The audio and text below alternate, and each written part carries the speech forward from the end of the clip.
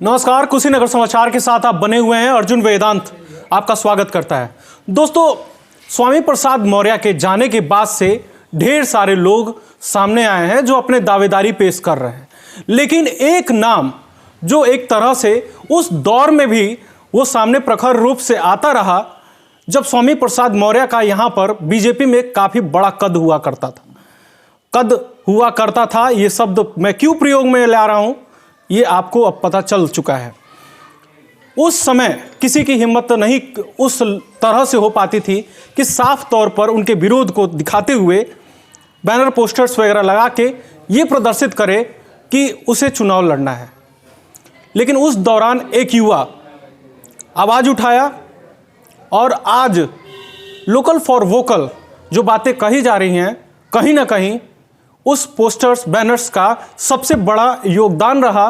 वो कहीं ना कहीं साइकोलॉजिकली पडरौना के लोगों को काफ़ी ज़्यादा प्रेरित किया।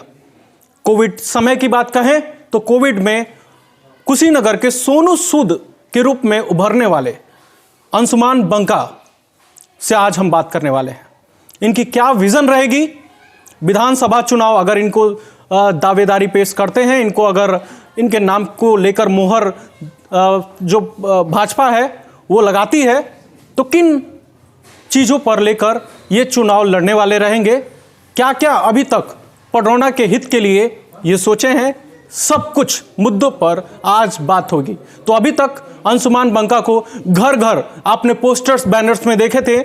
आज हमारे साथ अंशुमान बंका हैं और इनसे सीधे तौर पर सारे सवाल किए जाएंगे। बहुत बहुत स्वागत है। हाँ, नमस्कार अर्जुन वेदांत जी, आपका स्वागत है। सबसे पहले तो आपसे सवाल हम मुद्दों पर करेंगे, लेकिन अभी एक मुद्दा काफ़ी ज़्यादा गर्म है। स्वामी प्रसाद मौर्य के सपा ज्वाइन करने की बातें जो आ रही हैं, उस पर आपका टिप्पणी हम लेना चाहेंगे। बड़े नेता हैं, इनको सच पूछे तो मौसम वैज्ञानिक के रूप में कहा जाए तो कोई बुराई नहीं है, और अपने अपने हिसाब से वो दल बदल लेते हैं, और जिस तरीके से वो दल बदलते हैं उस तरीके से अपने सेंटेंस बदल लेते हैं। तो क्या लगता है कि मौसम वैज्ञानिक एक शब्द आपने प्रयोग में लाया, तो मौसम वैज्ञानिक तो पहले पूर्वाग्रह कर लेता है कि क्या कुछ होने वाला है, तो क्या भाजपा में कुछ गड़बड़ी दिख रही है क्या? नहीं, भाजपा अपने पुराने ही जोश में आज भी नए जोश के साथ खड़ी है। उनके जाने पे कार्यकर्ताओं में एक नया उत्साह आया है, और निश्चित रूप से कार्यकर्ता अपनी माटी के लिए, जिसको अपनी पडरौना की माटी जो अपनी माँ के रूप में वो देखता है, अब उसके लिए उसको करने का मौका मिला है। और आपको मैं ये बता दूँ अर्जुन वेदांत भैया, पूरे पडरौना में कार्यकर्ताओं के अलावा स्वयं पडरौना के लोग बड़े उत्साही हैं। अब पडरौना का लाल मिलेगा, इसके लिए निश्चित रूप से ऊपर वाले को धन्यवाद। सीधे शब्दों में कहें तो अंशुमान बंका का कहना है कि स्वामी प्रसाद मौर्य के यहाँ से जाने के बाद से पडरौना की जनता खुश है, उत्साही है। अब पडरौना की जनता को लग रहा है कि पडरौना में उसकी कोई आवाज़ बनने को तैयार है, क्योंकि आवाज़ की बहुत कमी थी हमारे यहाँ। लेकिन जा कहाँ रहे हैं, वो तो समाजवादी पार्टी की तरफ से तो चुनाव लड़ने ही वाले हैं, तो जो भी प्रत्याशी रहेगा भाजपा की तरफ से तो उनकी तो मुश्किलें बढ़ाने के लिए वो हैं ही।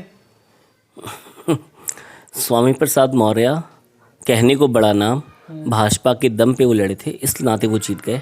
स्वामी प्रसाद मौर्य सपा के दम पे भी आ जाए तो पडरौना उनको स्वीकार करने वाला नहीं है। पहले पडरौना ने उनको गले लगाया था, लेकिन उन्होंने पडरौना की संस्कृति को गले नहीं लगा पाए। तो निश्चित रूप से पडरौना स्वीकार तो करता है, लेकिन अस्वीकार करने की भी धारणा है यहाँ पे। वो पडरौना कभी भूला नहीं है, और अब अस्वीकार कर चुका है। अब वो चार दल को समेट के भी आ जाएं तो निश्चित रूप से करारी हार को तैयार रहें। तो अभी आपने कहा कि स्वामी प्रसाद मौर्य एक बड़ा नाम है, लेकिन उस तरह से उनका रिफ्लेक्शन नहीं है। लेकिन मैं देख रहा हूं कि लगातार इस्तीफे का दौर जारी है, और जब भी आप टीवी चैनल खोलें या फिर कोई न्यूज़ स्लॉट करें तब इस्तीफे की एक खबर सुनाई दे देती है। हाँ बिल्कुल, भारतीय जनता पार्टी अपने आप में बड़ा व्यापक क्षेत्र इसका है, और निश्चित रूप से भारतीय जनता पार्टी उन्हीं कार्यकर्ताओं को इस बार मौका देगी जो कुछ करने को सजग रहेंगे। हाँ, जो पहले के विधायक उनको लगता है कि वो कुछ न कर पाए हैं, कहीं ना कहीं उनके मन में दुविधा है, तो ये उसमें उनकी खुद की गलती है। इस नाते वो पार्टी छोड़ के हट रहे हैं, लेकिन पार्टी को इससे और मजबूती ही मिल रही है। कारण जो कमज़ोर व्यक्ति है खुद ही हट जा रहा है और पार्टी नए चेहरे को लाके और समाज में नए विश्वास के साथ, नए उमंग के साथ एक बड़ा जंग लड़ने को तैयार है और 2022 300 पार आना ही आना है। तो आपके जो नेता हैं योगी आदित्यनाथ, उन्होंने 3-4 दिन पहले भी ट्वीट किया था, जो कार्य करेगा वो रहेगा, जो नहीं कार्य करेगा वो नहीं रहेगा।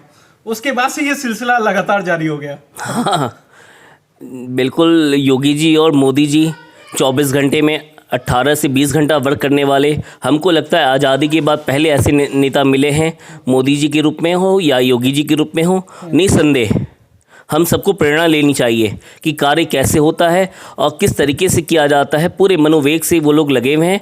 उस मनोवेग के सामने कहीं ना कहीं जो नेता पलायन कर रहे हैं वो स्वीकार नहीं कर पाए, वो सोच नहीं पाए कि इतना काम करना पड़ेगा, तो उस संस्कृति को संभाल नहीं पा रहे, इस नाते वो पलायन कर रहे हैं। एक बड़ा सवाल खड़ा होता है कि आप एक बिजनेसमैन हैं और बिजनेस भी आपका स्मूथली चल रहा है, उसके बाद से समाज सेवा से जुड़े, कोविड के दौरान काफ़ी लाखों लोगों की आपने मदद की, उसके बाद से एक पूरा चारों तरफ एक सब बैनर से लग गया और वो सीधे सीधे अपने ही विधायक के ऊपर सवाल खड़ा करते हुए बैनर खड़ा हुआ और वो विधायक अब है नहीं, दूसरी पार्टी में तब चला गया।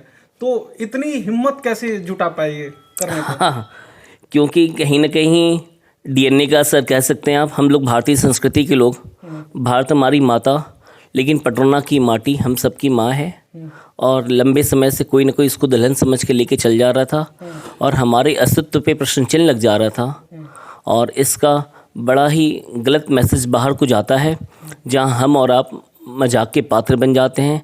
इस नाते एक संकल्प मन में आया कि पटरौना खड़ा होगा और निश्चित रूप से पटरौना खड़ा भी होगा, पटरौना की आवाज़ भी होगी। पटरौना किसी की बैसाखी के सहारे नहीं चलेगा, अपने दम पे चलेगा, लोकल फॉर वोकल।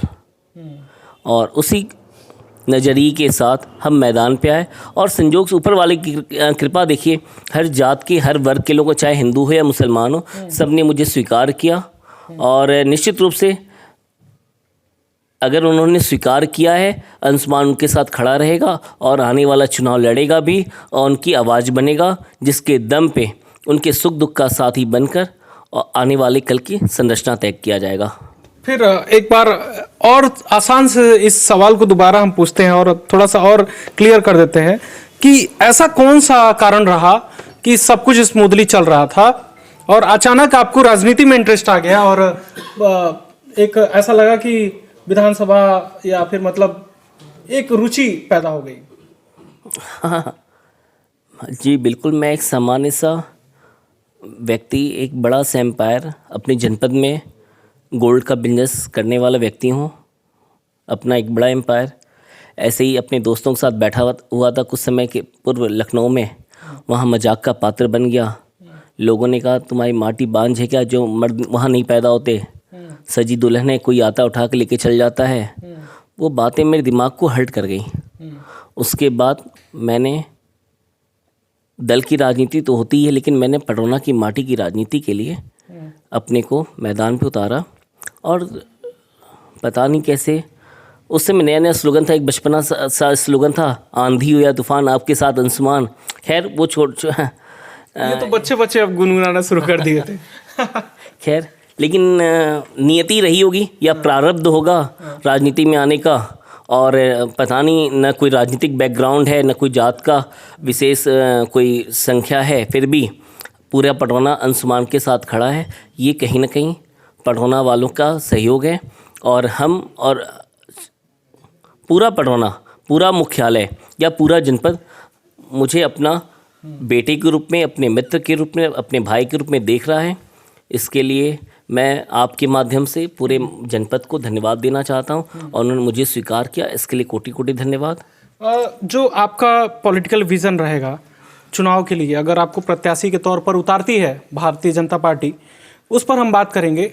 लेकिन एक आपका कार्य जो हमने भी दिखाया था उस दौरान, जब कोरोना पीक पर था और बहुत ही खतरे थे, उस दौरान आपके लोग जो सरकारी हॉस्पिटल है वहाँ पर अलग अलग तरह से कार्य कर रहे थे। कहीं काढ़ा बन रहा था, कहीं लोगों के लिए अलग अलग सुविधाएं की गई थी, भोजन का प्रबंधन किया गया था। तो उस दौरान का कुछ एक्सपीरियंस हमको बताइए, क्योंकि सभी वो एक्सपीरियंस जानना चाहते हैं। ऐसा क्या चीज़ें रहा, यहाँ भी बहुत सारे लोग हैं जो संपन्न हैं लेकिन वो हिम्मत नहीं जुटा पाए और वो आपने किया। हमारा परिचय धर्म से है और हमारा धर्म का बेस है करुणा। करुणा का माध्यम है सेवा। और निश्चित रूप से इस वैश्विक महामारी में जहां मोदी जी, योगी जी खड़े थे, साथ ही साथ हमें भी लगा, हमारे साथियों को लगा कि जनपद कुशीनगर को हमें और हमारे लोगों को देखना चाहिए। तो हम और हमारे लोग ने वहाँ पे माँ भारती भोजनालय के नाम से एक बड़ा भोजनालय चलाया और साथ ही साथ मरीजों से गेट टुगेदर किया, उनका हाल चाल लिया, गैस सिलेंडर की व्यवस्था की। और रही बात, उम्मीद नहीं थी इतना प्रेम मिलेगा, इतना आशीर्वाद मिलेगा। लोग आशीर्वाद देते थे, रो रो के आशीर्वाद लोग देते थे और वो हमारी हिम्मत बनी, जिसके नाते हम लोग तो गए हफ्ते दिन चलाने, लेकिन वो चल गया 4 महीना। और इतना भरपूर आशीर्वाद मिला कि लोगों को लगा वास्तव में इस भोजनालय की ज़रूरत थी और वो भोजनालय लोगों की ज़रूरत के लिए खड़ा था और लोगों ने सहयोग भी किया। वो भोजनालय अंशुमान का नहीं है, जनपद के माध्यम से जनपद के लिए चला और जनपद के लिए चला, निश्चित रूप से एक बड़ा कार्य हुआ। नहीं, लेकिन जो अभी उस मुहिम से जुड़े कभी ये अवसर नहीं मिला, शायद मैंने पिछले स्ट्रीम में कहा भी होगा, लेकिन उस मुहिम से जुड़ने वाले सभी पडरौना के आसपास के लोगों को मैं कुशीनगर समाचार और कुशीनगर की जनता के तरफ से बहुत बहुत साधुवाद देना चाहता हूँ, बहुत बहुत शुक्रिया अदा करना चाहता हूँ, क्योंकि वो कार्य जो इतने खतरे के बावजूद आपने किया है, ऐसे ही संगठित होकर एक सपना सा साकार हो रहा था जब आप लोग खड़े होकर कुशीनगर के लिए एक पेयर में थे, एक रास्ते में थे। अब थोड़ा सा हम पॉलिटिकली एक बार और इंटर करते हैं और जानना चाहते हैं कि अभी चूंकि आप युवा हैं और हमारा कुशीनगर समाचार युवाओं का ही प्रतिनिधित्व करता है, हमेशा युवाओं को प्राथमिकता देता है, तो ऐसे में एक सवाल, 2-3 सवाल ऐसे हैं जो पूछे जाने हमारे लिए ज़रूरी है, जिस पर काम होना है। तो एजुकेशन के लिए अंशुमान बंका, अगर उनको अपॉर्चुनिटी मिलती है कुशीनगर में, तो किन मुद्दों पर आपकी नज़र रहेगी, कैसे सुधार हो पाएगा? शिक्षा का कोई भी स्तर हो, 0 से लेके ऊपर तक, चाहे बीटेक, इंजीनियरिंग, मेडिकल, जहाँ जो भी स्तर हो, उस हर स्तर के लिए काम किया जाएगा। सर्वप्रथम तो प्राइमरी विद्यालय के लिए, क्योंकि बेस वही होता है। प्राइमरी विद्यालय में उसको शिक्षा का प्रथम मंदिर बना के हर वर्ग विशेष के हर बच्चों को तैयार किया जाएगा आगे बढ़ने को, और सब पे पैनी नज़र रखी जाएगी। गांव की निगरानी समिति के लोग भी सब बच्चों पे नज़र रखेंगे। जैसी ज़रूरत होगी, जितना जो पढ़ना चाहेगा उसकी पूरी व्यवस्था की जाएगी। सरकार की हर योजनाओं को गांव-गांव तक पहुंचा के कार्य किया जाएगा। उसके लिए किसी बड़े कॉलेज की फ्रेंचाइजी भी लानी पड़ी तो मैं व्यक्तिगत जाकर उनसे बात करके उन कॉलेजों की फ्रेंचाइजी लाऊंगा। और बड़े अगर कोचिंग सेंटर भी अगर इंजीनियरिंग में दाखिला के लिए या मेडिकल में दाखिला के लिए करना पड़े तो उसकी व्यवस्था की जाएगी। तो एजुकेशन सेगमेंट आपने बताया है कि कैसे कैसे आप इम्प्रूव करने वाले हैं, लेकिन उसी से संबंधित एक एजुकेशन के बाद से क्या, एजुकेशन के बाद से बात आ जाती है रोजगार पर। तो रोजगार को लेकर तो सरकार से के विज़न जो भी रहे, तमाम दावे हैं, उसमें क्या सच्चाई है वो जनता तय करते रहती है, लेकिन अंशुमान बंका कैसे यहाँ के रोजगार को सृजन करने में मदद कर सकते हैं? रोजगार ये अपने आप में छोटा नाम है, लेकिन है बहुत बड़ी समस्या, क्योंकि भारत में रोजगार सबको चाहिए और निश्चित रूप से क्यों ना चाहिए। भारत अपना देश है, हर युवा अपनी एक नई ज़िंदगी जीना चाहता है, उड़ान उड़ना चाहता है, रोज़गार तो सबको चाहिए। लेकिन हमारी कुशीनगर धरती अपने आप में रोज़गार देने के बहुत सारे संसाधन हैं। अर्जुन भैया, मैं आपको बताऊं, कुशीनगर की मिट्टी 3 फसल पैदा करने वाली मिट्टी है और बहुत पूरा, पहले जाइए आपको मालूम चलेगा, इस मिट्टी की उपजाऊपन के दम पे ही 14 शुगर फैक्ट्री पडरौना चलाता था और वो उपजाऊपन आज भी है। और इससे आधी उपजाऊपन है पंजाब की माटी, लेकिन हम वहाँ पे जाके काम करने को तैयार हैं। कहीं ना कहीं राजनीतिक शिथिलता है जो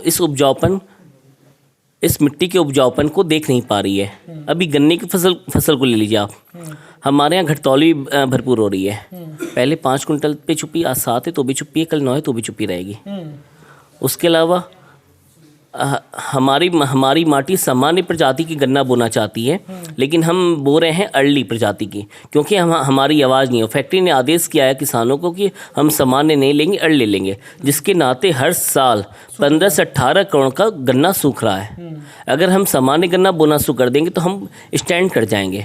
और खेती करना भी बहुत अच्छी बात है, लेकिन हम और आप खेती को इसलिए छोटा समझते हैं क्योंकि वो आय का अर्जन नहीं बन पा रहा है। तो निश्चित रूप से अगर पटरौना की खेती अगर राजनीति को दृष्टि पड़ जाए तो एक अच्छा मुकाम हासिल करेगी। दूसरा, हम बहुत अच्छा केला बोने को तैयार हैं, लेकिन केले की मार्केटिंग नहीं हो पा रही। पहले केला हम 1200-1300 बेच रहे थे, इस समय 200-250 रुपये बेच रहे हैं। क्या कारण है? बल्कि आपकी जो पार्टी है उसने तो सेलेक्ट करा है केला के लिए ही कुशीनगर को सेलेक्ट किया है। हाँ, मैं मानता हूँ सरकार तो सब कुछ देने को तैयार है, लेकिन हमारी आपकी आवाज़ जो है ना, जो माननीय मंत्री जी के रूप में था वो सुने था।